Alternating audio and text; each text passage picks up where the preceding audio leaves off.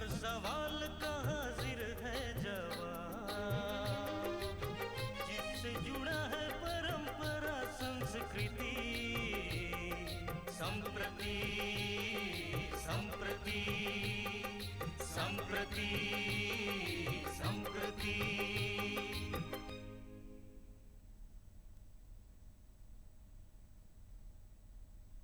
दर्शकों नमस्कार।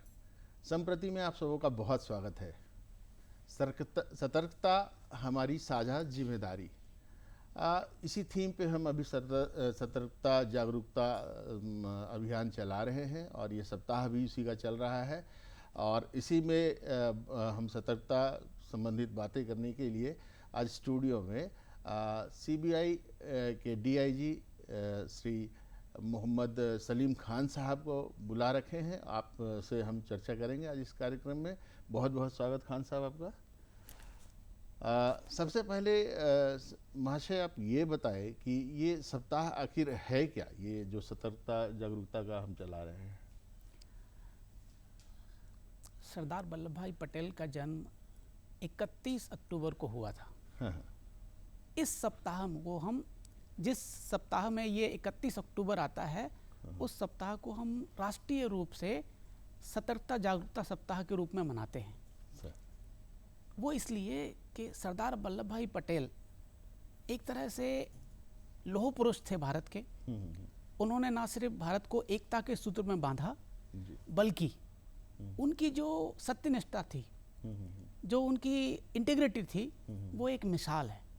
सारे संसार में एक नमूने के रूप में, एक मिसाल के रूप में, एक आदर्श के रूप में उन्हें जाना जाता है। जी बिल्कुल।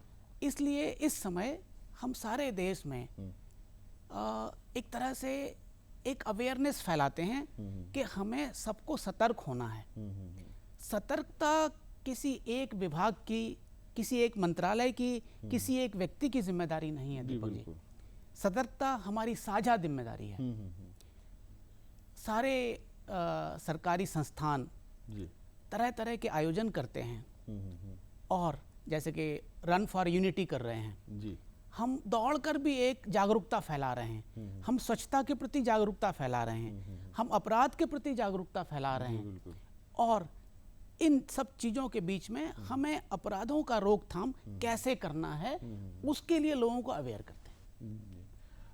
मतलब अगर कहा जाए तो मोर विजिलेंट होना हो, तो सतर्क होना हो, तो हमें एक दूसरे को बहुत जागरूक बनाने की आवश्यकता है। और इसीलिए जितने हमारे केंद्र हैं या जितनी व्यवस्थाएं हैं, सब लगी हुई हैं, सब काम कर रही हैं इस पर। इसी से मुतालिक हम लोग बहुत बात करेंगे आपसे। जानना ये है कि अगर मैं सीबीआई की ही बात करूं, चूँकि ये बहुत बड़ी संस्था है और देश को बहुत अच्छे से संभाल कर रखती है, आप का स्ट्रैटेजी कैसे होता है, क्या होता है, आप कैसे जागरूक बनाने के लिए काम करते हैं? धन्यवाद दीपक जी, आपने बहुत अच्छा प्रश्न पूछा जी।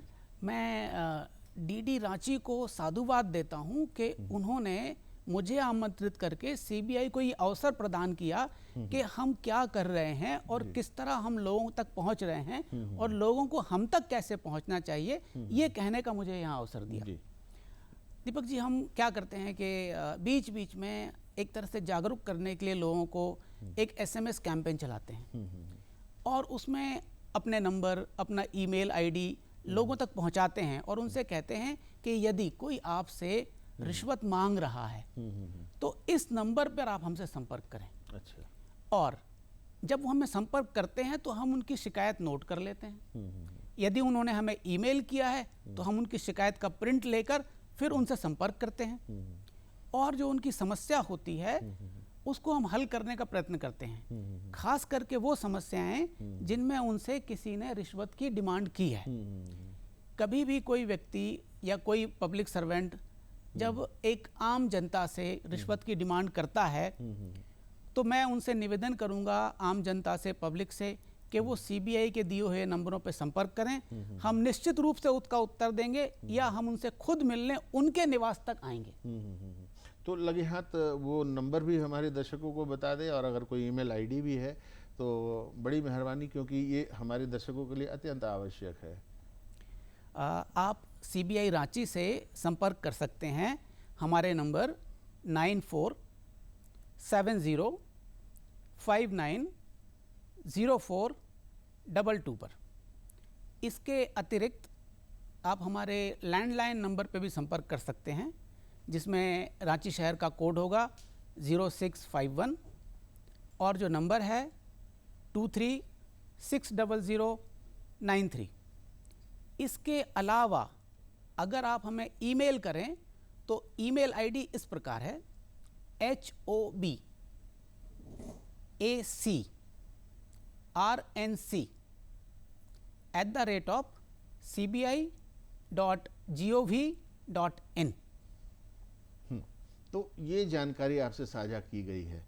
अब आप अपने लिए बहुत सारे काम कर सकते हैं। सबसे बड़ी बात है कि जानना ये है कि सही में काम हो रहा है, अगर हो रहा है तो कैसे हो रहा है, और किन किन क्षेत्रों में खान साहब आप हमें बताइए कि बहुत पॉजिटिव रिस्पांस मिल रहा है या बहुत पॉजिटिव असर दिख रहा है इस अभियान का। दीपक जी, जो CBI का मैंडेट है, CBI का जो वर्क चार्टर है, वो मूलतः सेंट्रल गवर्नमेंट के जो प्रतिष्ठान हैं उनमें होने वाले भ्रष्टाचार से संबंधित है। उदाहरण के रूप में भारतीय रेल है। यदि भारतीय रेल में कोई अधिकारी कर्मचारी यदि जनता से रिश्वत मांग रहा है तो उन्हें हमसे संपर्क करना चाहिए। दूसरा उदाहरण ऐसा है कि CCL है, सेंट्रल कोल फील्ड्स लिमिटेड है, उसका काफ़ी विस्तार है झारखंड में। अगर CCL का कर्मचारी या कोई अधिकारी आपसे रिश्वत मांग रहा है तो आपको हमसे संपर्क करना चाहिए। इसी तरह कोई भी और जो सेंट्रल गवर्नमेंट का संस्थान है, चाहे भारतीय सेना से संबंधित कोई व्यक्ति हो, चाहे CRPF से संबंधित कोई व्यक्ति हो, चाहे ITBP से संबंधित कोई व्यक्ति हो, या कोई भी ऐसा संस्थान जिसका मालिकाना हक भारत सरकार का है, चाहे वो CMPDI हो, मेकॉन हो, HEC हो, कोई भी इस तरह LIC हो, बैंक हो, इस तरह का कोई भी जो संस्थान है, यदि वो आपसे किसी तरह की रिश्वत मांग रहे हैं या रिश्वत मांगे बिना आपके कार्य में अड़चन डाल रहे हैं, तो आप हमसे संपर्क कर सकते हैं। और हमें काफ़ी लोगों के फ़ोन आते हैं। ये जो नंबर हमने आपसे शेयर किए हैं, साझा किए हैं, इन नंबरों पे हमें लगातार शिकायतें मिलती हैं और हम इनका निवारण करते हैं। और काम इतना अच्छा हो रहा है कि वर्तमान में हमने काफ़ी बहुत सारे प्रकरण रजिस्टर किए हैं भ्रष्ट अधिकारियों के खिलाफ, और ये काम और आगे बढ़ने वाला है। आज आपके माध्यम से हमारी पहुंच आम जनता तक हो जाएगी, सुदूर गांवों तक हो जाएगी, और वहां से हमें शिकायतें मिलेंगी और हम आपको आश्वस्त करते हैं कि हम उनका निराकरण करेंगे। और यदि आप रांची आने में अक्षम हैं, हमें सिर्फ फ़ोन कीजिए, हमारे अधिकारी आपके घर तक पहुंचेंगे, चाहे झारखंड में किसी जगह आप रहते हों। जी, आपके लफ्ज़ों को सलाम है। बहुत अच्छी बातें आपने कही है। गांव में बहुत लोगों को ऐसी प्रताड़ना का सामना करना पड़ता है, एक्सटॉर्शंस भी होते हैं, उनको बहुत सारे तरह के प्रॉब्लम्स आते हैं, लेकिन केवल यही बात नहीं थमती है। ये तो आम जनता से संबंधित बातें हो रही हैं, तो आम जनता को अगर, चूँकि जागरूकता सप्ताह ये चल रहा है, तो आम जनता को अगर जागरूक करना हो तो उनकी जिम्मेवारियों, उनकी जिम्मेदारियों के बारे में बताना अत्यंत आवश्यक है। क्या हो सकती है उनकी जिम्मेदारियां श्री खान? देखिए सर, जनता से मैं निवेदन करूंगा कि किसी भी तरह के अन्याय या अत्याचार के विरुद्ध आपका आवाज़ उठाना बहुत ज़रूरी है। यदि आप कोई भी अनुचित बात या अनुचित डिमांड या अपराधियों को सहन करते हैं, तो इस प्रक्रिया में अपराध का बढ़ना तय है। इस तरह से अगर हम चुप रहते हैं तो अपराध को परोक्ष रूप से बढ़ावा दे रहे हैं। तो मेरा आपसे करबद्ध निवेदन है, मेरी प्रार्थना है कि आप आवाज़ उठाएं, अनुचित को अनुचित कहें और उचित स्थानों पर संपर्क करें। यदि मान लीजिए कोई ऐसा संस्थान का कर्मचारी आपसे रिश्वत मांग रहा है जो सेंट्रल गवर्नमेंट का नहीं है, तो आप लोकल विजिलेंस ब्यूरो को, जो झारखंड सरकार का लोकल विजिलेंस ब्यूरो है, उससे संपर्क कर सकते हैं। वो निश्चित रूप से आपकी मदद करेंगे, और साथ ही साथ आप हमें भी फ़ोन कर सकते हैं और हम आपकी शिकायत को उचित स्थान तक फॉरवर्ड कर देंगे। समस्या तो यहाँ होती है ना कि वो शिकायत कर भी तो दे तो उसको एक भय बना रहता है। तो ज़रूर ये जानना चाहेंगे कि आपका प्रोसेस कैसा होता है, वर्क कल्चर कैसा है अपराध नियंत्रण हेतु, क्योंकि इसके लिए भी जनता को जागरूक करना होगा कि वो हिम्मत कर सके। तो आपका अपने प्रोसेस के बारे में भी बताएं, कैसे काम होता है या विजिलेंस कैसे काम करती है इस पर। दीपक जी देखिए, यदि किसी के पास कोई सूचना है और वो हमसे साझा करना चाहता है, लेकिन उसे भय है कि उसे टारगेट किया जाएगा, उसे निशाना बनाया जाएगा, तो वो जब सूचना हमसे साझा करे तो ये बात हमारे संज्ञान में ले आए कि उसे भय है और उसका नाम पब्लिकली ओपन ना किया जाए, तो हम उसका नाम किसी भी तरह पब्लिकली ओपन नहीं करेंगे और उसको गुप्त सूचना के रूप में डील करेंगे। तो आपके मन से ये बात निकल जानी चाहिए कि यदि आप कोई सूचना देंगे तो आपका नाम सबको मालूम पड़ जाएगा और आपके विरुद्ध जो अपराधी तत्व हैं या असामाजिक तत्व हैं वो कोई बदले की कार्रवाई करेंगे। ये संभव नहीं है क्योंकि हम आपका नाम सार्वजनिक करेंगे ही नहीं। तो दर्शकों, बेझिझक बेखौफ होकर के जिए। आप झारखंड में हैं, झारखंड से रिलेटेड बहुत सारे सवाल हम अभी करने वाले हैं खान सर से, और ये ज़रूरी भी है क्योंकि आपको हिम्मत तो रखनी ही पड़ेगी। झारखंड में कौन कौन से कार्य किए जा रहे हैं इस जागरूकता अभियान के दौरान, श्री खान? सर, हम लोग सुदूर गांव में अपनी टीमें भेजते हैं, वहाँ कैंप लगाते हैं और वहाँ लोगों से मिलते हैं और उनकी समस्याएं खास करके अपराध से रिलेटेड, जो कि डिमांड ऑफ ब्राइब या घूस मांगने से रिलेटेड है, उस पर बात करते हैं। हम आपको एक उदाहरण देते हैं कि आज से 5-7 साल 10 साल पहले झारखंड में चिट फंड के बहुत सारे स्कैम हुए और गरीब लोगों को काफ़ी लूट लिया गया। उन्हें झूठे वादे किए गए कि साहब आप इसमें पैसा लगाइए हमारी कंपनी में और उसको आपको दुगना या बहुत अधिक लाभ से वापस किया जाएगा, जो कालांतर में नहीं किया गया। वैसे बहुत सारे केस सीबीआई ने भी अनुसंधान किए हैं उनको, और कुछ हम अभी भी कंपनियों के खिलाफ काम कर रहे हैं। तो जब भी हम इन कंपनियों से संबंधित अनुसंधान करते हैं तो सुदूर गांव में हम कैंप लगाते हैं, वहाँ लोगों से मिलते हैं और उनसे जानकारी लेते हैं कि उन्होंने क्या निवेश किया है।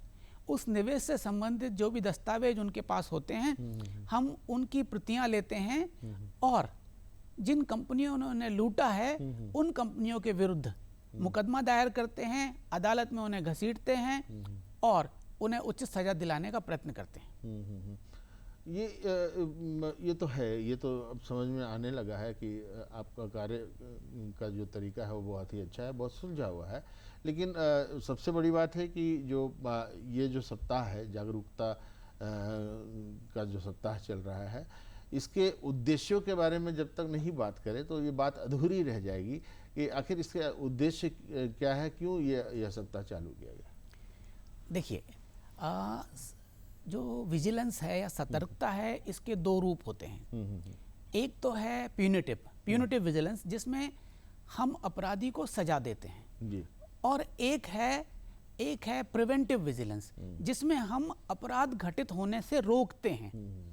तो इस सप्ताह में हम कोशिश करते हैं कि अपराध घटित होने से ही रुक जाए। अच्छा, लोगों की जागरूकता के कारण अपराध घटित होने से पहले रुक जाए, सबसे अच्छा तो यही है।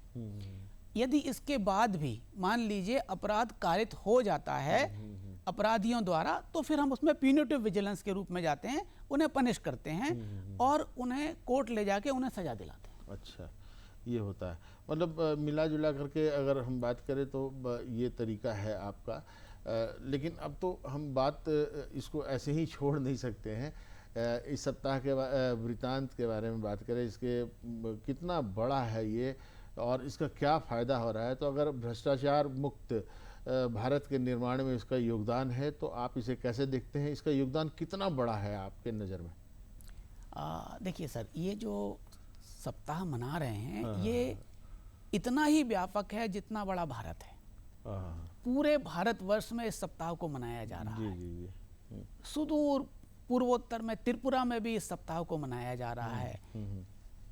पश्चिम में गुजरात महाराष्ट्र में भी मनाया जा रहा है, उत्तर में जम्मू कश्मीर में भी मनाया जा रहा है, और दक्षिण में केरल तक तमिलनाडु तक भी मनाया जा रहा है। भारत का ऐसा कोई हिस्सा, कोई क्षेत्र, कोई स्थान बाकी नहीं है जहां पर ये नहीं मनाया जा रहा है। हर जगह पर भारत सरकार की एजेंसियां और सार्वजनिक प्रतिष्ठान इस सप्ताह को मना रहे हैं और लोगों को जागरूक करने का प्रयत्न कर रहे हैं। और मैं आपको बताना चाहता हूं कि बहुत अच्छा प्रतिसाद मिल रहा है, लोग आगे आ रहे हैं और आगे आकर दूसरों को जागरूक बनाने में हमारी मदद कर रहे हैं। मतलब वही हुआ कि सतर्कता अर्थात अवेयरनेस। तो ये अवेयरनेस प्रोग्राम जो डिज़ाइन किया जाता है या किया गया है वो इसी तरह से किया गया है कि आप अपने आप को मजबूत बनाएं, सचेत रहें, बी अवेयर। तो अवेयरनेस के लिए अगर आपको सीधे सीधे जनता से संवाद करना हो श्री खान, तो कैसे करेंगे आप? कैसे अवेयर, मतलब इसके कौन से प्रमुख साधन होंगे, कौन कौन से तत्व होंगे कि आप कह सकते हैं कि यहाँ बचो, अमुक फलना कार्यक्रम में बचो, फलना तरह के धोखाधड़ी में बचो, क्या क्या हो सकते हैं? इसका कितना, फिर मैं विस्तार के बारे में ही पूछूंगा आपसे। देखिए सर, सबसे अच्छा तो ये है कि हम जनता से रूबरू जाके मिलें। जैसे हम स्कूलों में जाते हैं और वहाँ पे कल के जो नागरिक हैं, जो कल आगे चल के देश की बागडोर अपने हाथ में लेंगे, उन बच्चों को हम जागरूक करते हैं, उनके शिक्षकों को जागरूक करते हैं। हम सुदूर गांवों में कैंप लगाते हैं, वहाँ जाके लोगों को जागरूक करने का प्रयत्न करते हैं, अपना संपर्क सूत्र उन्हें उनके पास छोड़ कर आते हैं, और कालांतर में यदि कभी भविष्य में उन्हें आवश्यकता पड़े तो वो हमसे बात करके अपनी शिकायत हम तक पहुंचा सकते हैं। इसके अलावा हम मोबाइल का माध्यम से लोगों को अपना नंबर प्रेषित करते हैं कि भाई आप इस नंबर पे हमसे बात करें, और जब वो हमें कॉल करते हैं तो अनिवार्य रूप से हम उनके प्रश्न का उत्तर देते हैं, उनका कॉल उठाते हैं। और जैसे आज आपने हमें मौका दिया, आपके नेटवर्क के माध्यम से हम जनता तक पहुंचने की कोशिश कर रहे हैं। जी, क्या करे जब रक्षक ही भक्षक बन जाए? मतलब कि आदमी सतर्क है, जा रहा है, लेकिन उसके वो मिसगाइडेड है, उसको पता नहीं चल रहा है कि मुझे सीधे कहाँ हिट करना है और कहाँ मेरे समस्या का निवारण हो जाएगा। तो मेरा कंप्लेंट सीधे पुलिसिया नहीं है, लेकिन हाँ ऐसे कई पड़ाव हैं जहाँ पे समस्याएं आती हैं।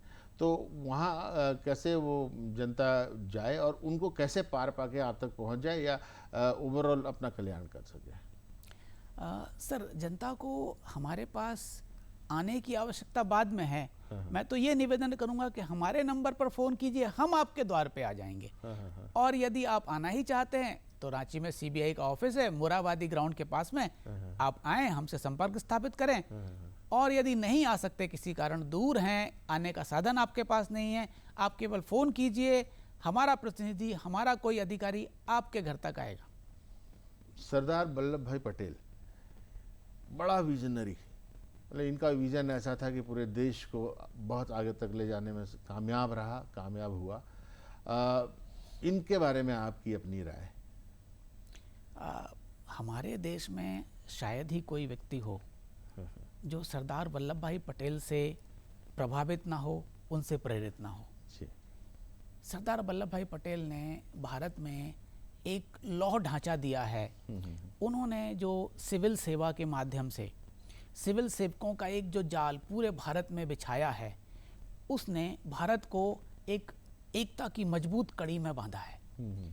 सरदार वल्लभ भाई पटेल ने जिस तरह छोटी छोटी रियासतों का भारत में विलय करवाया और देश को एक मोनोलिथ बना दिया, ये कोई छोटा कार्य नहीं था। ये इतना महान कार्य है कि आने वाले समय में सदियों तक इस देश की जनता सरदार पटेल के प्रति ऋणी रहेगी। सही कहा आपने। और अब पहले की तुलना में देखिए ना, पहले भ्रष्टाचार के बारे में कितनी खबरें आती थी, अखबारों में चर्चा का विषय था, हम मीडिया में हम दिखाते थे। इन दिनों कुछ कम तो हुए हैं। क्या हम ये कह सकते हैं खान साहब कि हम लोग भ्रष्टाचार मुक्ति की ओर बढ़ रहे हैं, या बहुत हद तक अंकुश लगा पाए हैं? और अगर लगा पाए हैं तो कैसे? मेरा ये मानना है कि हम निश्चित रूप से सकारात्मक दृष्टिकोण लेकर आगे बढ़ रहे हैं। हमने काफ़ी कुछ अपराध पे, खास करके भ्रष्टाचार पे नियंत्रण लगाने का प्रयत्न किया है और सफल हुए हैं, और हम आगे भी होंगे, ऐसी हमें आशा है, और हम देश को एक समृद्ध देश बनाएंगे। कैसे कैसे कर पाए आप लोग? अगर आपने मुहिम छेड़ ही दिया था तो कैसे आसानी से कर पाए, या कितनी जटिलताएं आई हैं आपको इसमें? देखिए, आसान तो नहीं रहा ये सफ़र, और ना ही आगे आसान रहने वाला है, क्योंकि अपराधी तो तू डाल डाल हम पात पात इस नियम से चलते हैं। वो नए नए तरीके निकालते हैं, जैसे कि अभी आप देख रहे हैं कि साइबर फ्रॉड के नए नए तरीके निकाले जा रहे हैं। तो ये अपराधी जो हैं नए नए तरीके निकालेंगे, हम इन्हें पकड़ने की नई नई जुगत लगाएंगे, और मुझे नहीं लगता कि हमारे चैलेंजेस कम होने वाले हैं, हमारे चैलेंजेस बढ़ने वाले हैं। लेकिन हम अनअवेयर नहीं हैं, हम इसके बारे में जानते हैं, और हमारी तैयारी है। अपराधी जितना आगे बढ़ेगा, हम उससे एक कदम आगे बढ़ने की कोशिश करेंगे। क्या बात है, लग भी रहा है, आपके कॉन्फिडेंस को देख के तो लग ही रहा है कि ये हो रहा है, और हमारे भी कॉन्फिडेंस का लेवल बहुत हाई है, जनता बहुत हाई है, उनका जोश बहुत हाई है। लेकिन केवल इससे तो होता नहीं है, मिला जुला के ये कह सकते हैं कि यह कार्य चल रहा है। आपको क्या लगता है, भारत अब अवेयर है? भारत के नागरिक बहुत ज़्यादा अवेयर हैं। हाँ। इस समय भारत में जो लिटरेसी है वो लगातार बढ़ रही है, लोगों के बीच में डिजिटल अवेयरनेस बढ़ रही है। भारत के कोने कोने में लोगों के पास मोबाइल है, 4G 5G नेटवर्क है, और पूरा का पूरा जो फाइनेंशियल प्लेटफॉर्म है उस पर हर जगह, सुदूर गांव में भी आप UPI से पेमेंट कर सकते हैं। आप स्कैन करके 2 रुपये, 10 रुपये, 10 लाख रुपए का पेमेंट कर सकते हैं। ये सब जो है, ये अवेयरनेस की तरफ बढ़ता हुआ कदम है। ये साबित कर रहा है कि देश आगे बढ़ रहा है। जी, जनता के दिमाग में एक सवाल तो है, ठीक है, एक शब्द, 2 शब्द मिलाकर के एक बात, एक संज्ञा बनती है, स्वतः संज्ञान, जिसको हम लोग हमेशा अखबारों में कोर्ट के बारे में पढ़ते हैं। कई दफ़ा ऐसा होता है कि कंप्लेंट्स अब तक आ नहीं पाते हैं, लेकिन अपराध तो हो ही जाता है। तो क्या आप लोगों का भी ऐसा कोई प्लेटफॉर्म नहीं होना चाहिए जो स्वतः संज्ञान ही खुद ले ले, या आप स्वयं ही संज्ञान में लेकर के उस पर कार्य करें, या आपको कितनी स्वतंत्रता इसके लिए चाहिए होगी? इस प्रश्न के लिए दीपक जी, आप साधुवाद के पात्र हैं। जी आपने एक ऐसा प्रश्न पूछ लिया जो मैं अपनी तरफ से बताना भूल गया था। जी जी। यदि कहीं अपराध हो रहा है और कोई हम तक शिकायत नहीं पहुंचा रहा है, तो ऐसी स्थिति में हमारे पास स्वतः संज्ञान लेने का अधिकार है। अच्छा। हमें किसी और अधिकार की कतई आवश्यकता नहीं है। हम उसको सोर्स इंफॉर्मेशन के रूप में एक रिपोर्ट जनरेट करते हैं कि साहब यहाँ पर अपराध इस प्रकार से हो रहा है, और इसमें इन लोगों की संलिप्तता है। इस आधार पर हम खुद ही एक मुकदमा रजिस्टर करते हैं, और उस जगह पे रेड डालकर लोगों को रंगे हाथों पकड़ने की कोशिश करते हैं। तो जरूरी नहीं कि हर बार शिकायत करता ही हम तक आए। अगर हमारे संज्ञान में ये बात आ जाती है तो हम निश्चित रूप से वहाँ पे रेड करके और इस अपराध को रोकने का प्रयत्न करते हैं। देखिए ना दर्शकों, अब तो लगभग हर बात आपसे हो ही रही है, और ये भी हो रहा है कि आप तक लोग पहुंच रहे हैं, स्वतः संज्ञान ले रहे हैं। लेकिन अब वही है कि काम तो करना पड़ेगा। इसके लिए आप कितने जागरूक हैं? अब जैसे सतर्कता जागरूकता सप्ताह जो हम मना रहे हैं, तो हमारा दूरदर्शन केंद्र भी इसके लिए काम कर रहा है। हम लोग भी आपसे बात कर रहे हैं, सतर्क कर रहे हैं आपको, और सब सतर्क हो भी रहे हैं। सतर्कता के लिए आपकी अपनी जिम्मेदारियां बहुत हैं, मतलब हम सब की साझा जिम्मेदारियां होती हैं, वो तो आपको दिख रहा है। इसी के मुतालिक एक अगला सवाल श्री खान से। खान साहब, इसकी मॉनिटरिंग कैसे हो रही है? कौन कर रहा है इसकी मॉनिटरिंग? और ये सप्ताह जो चल रहा है, किसकी देख रेख में होता है, ये हो रहा है? दीपक जी, सतर्कता जागरूकता सप्ताह की मॉनिटरिंग CVC के द्वारा की जाती है, जो केंद्रीय सतर्कता आयोग है, जिसका मुख्य कार्यालय दिल्ली में है। वो इसको मॉनिटर करते हैं। बड़े बड़े संस्थानों में जो प्रोग्राम हो रहे हैं, वहाँ पर CVC अपने रिप्रेजेंटेटिव, अपने नुमाइंदे भेजते हैं, और वहाँ से ग्राउंड लेवल की रिपोर्ट लेते हैं। हम जो कार्य कर रहे हैं इसका लेखा जोखा हमें भी सेंट्रल विजिलेंस कमीशन को भेजना होता है कि भाई हमने ये काम किया। मैं आज आपके यहाँ आया हूँ, ये बात भी सेंट्रल विजिलेंस कमीशन के संज्ञान में आएगी जब मैं अपनी रिपोर्ट भेजूंगा कि साहब डीडी रांची में मुझे बुलाया गया था, मैं गया और मैंने अपने विचार साझा किए। इसी प्रकार सीआईपी ने मुझे बुलाया था और यूसीआईएल जादूगोड़ा के अधिकारियों की तरफ से निमंत्रण आ रहा था। मैं इन जगहों पर जाकर अपने विचार रख कर आया हूँ और जो मेरी रिपोर्ट सीवीसी जाएगी, हमारे हेड ऑफिस के माध्यम से ये रिपोर्ट सीवीसी जाएगी, उसमें हमने क्या कार्य किया उसका हम पूरा ब्यौरा देंगे और वो इसको मॉनिटरिंग करेंगे। और भविष्य में जो अगले साल इस तरह का विजिलेंस अवेयरनेस वीक मनाया जाएगा, उसमें क्या सुधार करना है, क्या चेंज करना है, वो निर्देश हमें केंद्रीय सतर्कता आयोग से मिलेंगे। साधुवाद आपका श्री खान। आप हमारे स्टूडियो में आ जाएं और हमारे दर्शकों से बात कर रहे हैं, लेकिन समय की थोड़ी बाध्यता है, फिर भी जाते जाते आपका संदेश हमारे दर्शकों के लिए अवश्य लेना चाहेंगे। दर्शकों, मैं आपसे निवेदन करता हूं कि संपर्क जरूर करें, अनुचित बात को सहन मत करें। अगर आप चाहते हैं कि आपका नाम गुप्त रहे तो गुप्त रखा जाएगा, और यदि आप चाहते हैं कि आपका नाम अखबारों में आए तो वो अखबारों में आएगा। आप तय करेंगे कि आपने क्या करना है। बहुत बहुत धन्यवाद। बहुत बहुत धन्यवाद। संप्रति में हम आपसे हमेशा मिलते रहेंगे। सतर्क रहिए और उसके लिए जागरूक बनिए। नमस्कार।